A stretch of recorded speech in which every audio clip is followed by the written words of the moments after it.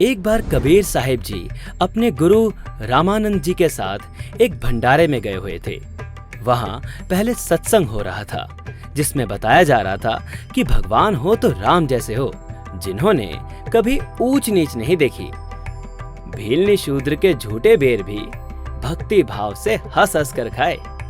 प्रवचनों के बाद भंडारा शुरू हुआ।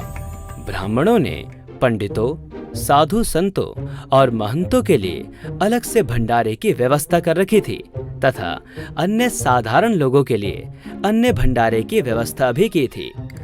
ब्राह्मणों ने देखा कि कबीर जी भी रामानंद जी के साथ आए हैं, जो जुलाहा जाति से हैं। उन्होंने सभी संतों, महंतों से चारों वेदों के एक एक मंत्र सुनकर भंडारे में प्रवेश करने की नीति बनाई। सोचा कि कबीर जी अपने आप ही अलग हो जाएंगे।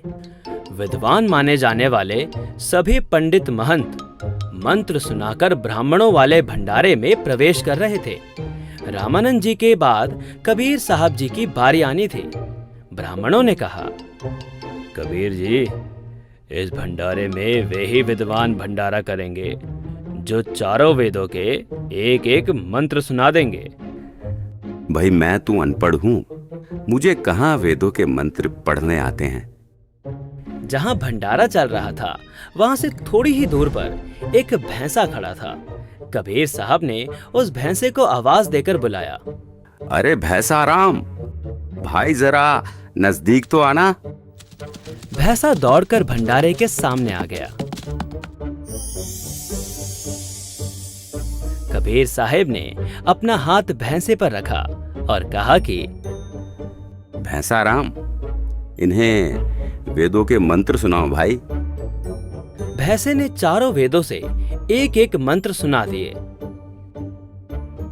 ऋषि मणाया, ऋषिकृत, सवृषा, सहस्रता, तिथः, पदविः, कवीनाम, तृतीयम, धाम महिषा, शिशासंत सोमः, विराजमानो राजितस्तु। अर्थात कबीर। दर्शकों, यह 2D एनिमेशन वीडियो संत रामपाल जी महाराज के सत्संग प्रवचनों का अंश मात्र है। संपूर्ण आध्यात्मिक ज्ञान प्राप्त करने के लिए अवश्य सुनिए संत रामपाल जी महाराज के मंगल प्रवचन।